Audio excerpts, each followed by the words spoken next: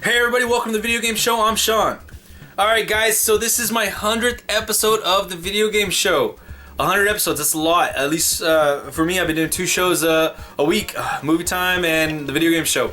I love staying involved with all of the video game news coming out. I love having a chance to really dive in and sometimes I've really had an opportunity to learn a lot about video game industries and how things happen and how things might change over time, and I've been happy with where I've come from. I want to do something a little different today. I want to talk about some of the news like normal, talk about some of the trailers that came out this week, and we'll go from there. So let's start off with the news, you guys. There was some Nintendo news this week. They announced that there's going to be 2 new amiibos that are going to be coming out in the future. The first one it looks awesome. It is a Mega Yarn Yoshi. So it's like a big stuffed animal amiibo. This one's going to work the same as the other Yarn Yoshi amiibos, but it's going to be big.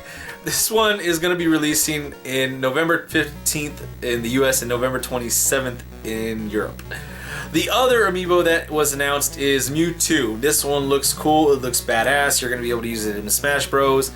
Yeah, it looks awesome. It's Mewtwo, man. It's Mewtwo. Can't go wrong there. This one's actually going to be a little bit different than the Yarn Yoshi one, the Mega Yarn Yoshi. This one's releasing November 13th in the US, but October 23rd in Europe. So it's going to release first in Europe.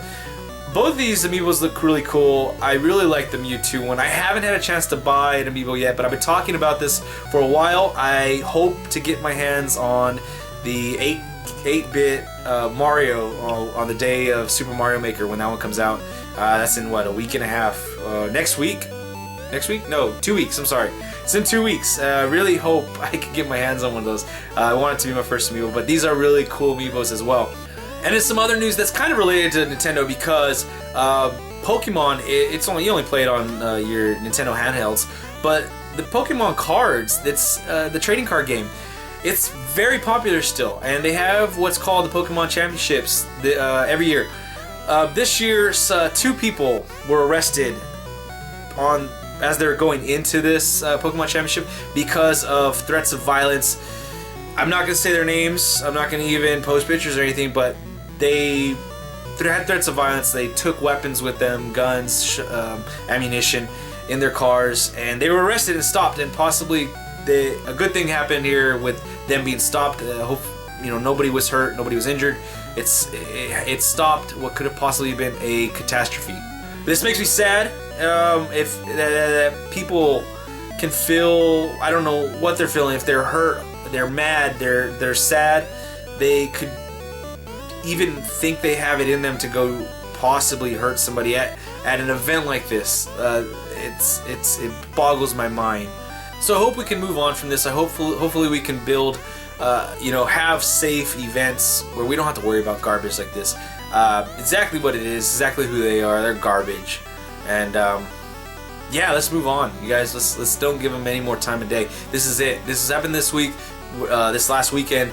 We're done now. We're done. They're done. Let's cut them off. Alright guys, so the next bit of news is regarding Cliff Bleszinski. He is the creator of games like Jazz Jackrabbit and this other small shooter, third-person shooter that kind of revolutionized the cover system, whatever, Gears of War, whatever. Cliff Bleszinski and his new company, production company, developing company, I don't know what to call it, I guess they're developers, Boss Key. They finally announced their game. It's been known as Project Blue Street, which reminds me of the Martin Lawrence movie with Luke Wilson, but it's been known as Project Blue Streak, and they finally announced it this week. It's going to be called Lawbreakers. It's a free-to-play arena shooter. I have the utmost faith in Cliff Bleszinski and his team. I am looking forward to this, to find out more information about it and just see really what it's about. This past week, the Call of Duty Black Ops 3 beta started. I was able to get in on my PS4 and I played a bit this last weekend. I had some good times with it. I really like what it's doing. It's a little bit smoother than Advanced Warfare, it seemed. Advanced Warfare was jerky, fast movements. This one is closer to Titanfall in the way it's smooth, and it has a lot more maneuverability than Advanced Warfare in some aspects and Titanfall, so I like that. It felt definitely like a Treyarch, like a Black Ops multiplayer. I like some of the new additions to the game. I definitely enjoyed the wall running. It helps with maneuverability, even though you still are vulnerable in the Call of Duty games if you're wall running out in the open, but it was still fun. It was really fun. Some of the new weapons, some of the new the animations, and just the fluidity of this game. It's faster. It gives you times where you could speed up, but at the same time, it's still Call of Duty. It felt like Call of Duty. Like I felt like jumping into it, I still knew what I was going to be able to do and knew how to do things, even though they added all this stuff in there. I really enjoyed it, and I'm looking forward to the game. I'm looking forward to playing it this next week. And when I say next week, I mean that I am going to be at the GameStop Expo this next week. So, yeah, PAX Prime is going on right now. Next week on Wednesday is GameStop Expo. I will be there for that. I'm going to be hopefully taking as much video as I can and playing as many games as I can. I'm looking forward to Rainbow Six Siege. I'm looking forward to some more Call of Duty Black Ops 3. I'm looking forward to a bunch of things. I'm really hoping Bethesda will have a little playable part of Fallout 4. I know I just got an email to sign up to use Project Morpheus. I'm trying to get that to work. I'm having difficulties with it, but I really want to jump in on that and get a time slot. I'm really looking forward to the kind of funny panel there. I really love these events. I know people. Yeah, people have a lot of ill will towards GameStop, but the fact that they make this type of event, which is going on with their managers convention, I guess you could say. The fact that they make this available to us, I really appreciate that. To get a chance to see things that I don't get to see because I don't have credentials, I love that. I'm very thankful for that. This is something that I want to invest my life in, and the fact that I'm able to go and get a sense of what it's like, I love it. I love it. I can't wait to be there next week. I'm gonna have a great time in Vegas for the 24 hours that I'm there, because I'm literally only gonna be there for 24 hours. So I'm really looking forward to it. Seeing a couple friends I have in Vegas. I'm gonna have a good time.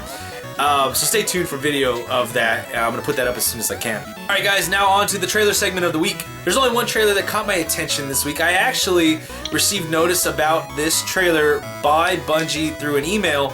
It's for Destiny: The Taken King, and it actually has the first little snippet of Nolan North as the Ghost. Yeah, it's only like one sentence, but it's still pretty cool. I'll be honest with you, it sounds a little bit more lively than Peter Dinklage, just a little bit.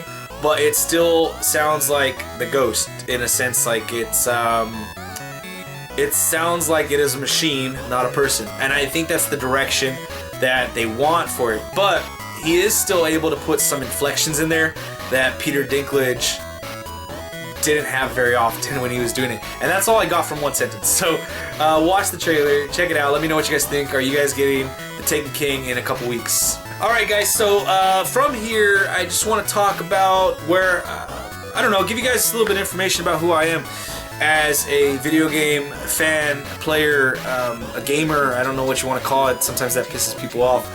I've been playing video games since I was a little kid.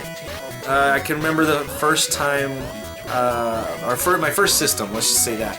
I don't know if it was my first time playing, but my first system, it was New Year's Eve. My brother and I and my parents were at my grandparents' house here where I live. I don't live with them, but here in the town I live in. And they showed up, they left, and they showed back up with a Nintendo Entertainment System for us with Mario Brothers and Duck Hunt. And we were so happy, and it was awesome. It was the moment that I fell in love. From there, my love grew even more. I can tell you about so many other times. There were Christmases where my parents made a mistake and put Tetris in a present, I wrapped the game Tetris and put to Sean instead of to the family. And even though I knew it was for the family because it said to Sean, I argued to the extent where I could argue the farthest that it was my game and not the family's. I remember one year for Christmas, me, my brother and I asked for, I don't know why we asked for this game, because we're idiots. We asked for the Power Rangers. There was a racing game for the Power Rangers because we both love the Power Rangers. And this was right around the time that Turbo came out, when Power Rangers was really going downhill. And they had motorcycles and carts, and we found the game in my parents' bedroom. And we opened it up very, very gently and started playing the game on our winter break at home on our Super Nintendo before Christmas, before our parents gave it to us. We would wrap it back up, put it away, and then on Christmas Day we opened it up and acted surprised like we didn't know what it was, and we were already like halfway done with the game. So that was a great moment in my life as a gamer so far. I remember my brother and I saving up to get our Nintendo 64. I remember myself, I saved up to pay for my driving classes when I was turning 15. I was gonna pay for my driving classes, then I broke my arm in football, and because of that I couldn't take my driving classes. So my mom said, Sean, go ahead, use your money to buy that game system that you wanted, which was the Nintendo GameCube. It came out I think the day before my birthday on the 21st. My birthday is the 22nd of November. And so she was saying like, go ahead, use your money for this, Sean. Go ahead, buy that. I will cover your driving test, your driving classes when you get your cast off. And I was like, all right, that's what I'll do then. So I bought a GameCube, and I didn't buy a game with it like right off the launch. I just rented, I think, a game for a while, and then that was weird. I don't know why I did that. I think it was because the launch lineup probably wasn't the best. I can't remember. I was playing 1080 snowboarding with, or not 1080 snowboarding. What snowboarding? Was SSX, I think, was it? I can't remember. Tricky. I think it was SSX Tricky. I was playing that with my cast on all the way up to my shoulder. Around that time, my brother started buying his own systems, and I started buying my own systems. I bought a PS2, the Slim, and I bought it mainly as a DVD player, but I was also playing games like X-Men Legends on it for the first time. X-Men. It was just fun. It was great. And then we got to this next generation where I was still playing GameCube stuff. I was still playing and that kind of stuff. I was still a Nintendo guy. And 360 had come out as well, along with the PS3. So I was playing these games. My brother had a little bit more of the consoles than I did because he was a little older. He was able to save his money a little differently. I played sports. My money went to other things, but I was still playing video games, still playing Madden and getting better at it and whooping all my friends. And I finally got an Xbox 360. My brother bought it when he bought it for me for Christmas. He got me a refurbished one, and it was great. And because of that, I was able to play one of my favorite games of all time, Fallout 3. And that game, Fallout 3, really took me from being a gamer and somebody who loved games but wasn't fully invested to somebody that I am now, where I don't go a day without turning on a system, whether it's my PS4 or Xbox One. And I don't mean just turning on my Xbox One because the TV's connected to it and it plays through it, but I pretty much touch something every day that has to do with gaming. And I'm totally, just like I talk about this a little bit in my episode of Movie Time, that I'm totally invested in movies. You know, I love it. There was that point where it happened where I realized I love it. And that happened for me with Fallout 3, where it just made me realize I love this. I want this to be a part of who I am in the future. I want this to be a part of what I do with my life. Maybe not make them, maybe talk about them, maybe write about them, some way, shape, or form. I want this to be part of who I am going forward. And I'm so happy for that game. My brother doesn't even probably realize the fact that he bought that system for me made me, for better or for worse, kind of helped make me to the person I am today with my love for video games. I love them a lot. I play them every day, pretty much. I love the Fallout series has become one of my favorite series of all time. I still love my Nintendos. I love my Zelda games. And it's grown, you know. Like I said, I've gone from little NES, you know, trying to argue over Tetris and how it's mine, to a guy that devotes time every week to try to read the news and talk about the news and try to better my position so I could possibly one day be lucky enough to, you know, work around this stuff. So I've learned a lot. I still have a ton of things to learn. I have a ton of things to get better at. But I'm trying, and I want to say that if you guys are out there trying to do the same thing, please keep trying. Put your best foot forward. Hit me up. Maybe we could collaborate a little bit. But if it's not tough, if it's not a hard battle, then it's probably not worth fighting for, right? So that's just who I am, where I've come from with video games. I love them. I know you guys love them too.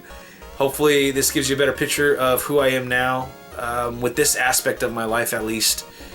And I'm gonna be taking a quick hiatus for a little bit. Got to have fun at GameStop Expo and do a few things with that, have a nice little vacation and charge my batteries. But I will be coming back. And with that being said, you guys, for the 100th episode of the Video Game Show, remember to click the like, share, subscribe buttons down below. Leave your comments, questions, suggestions in the comment section. Let's have a great conversation this week. We'll see you next time. Peace.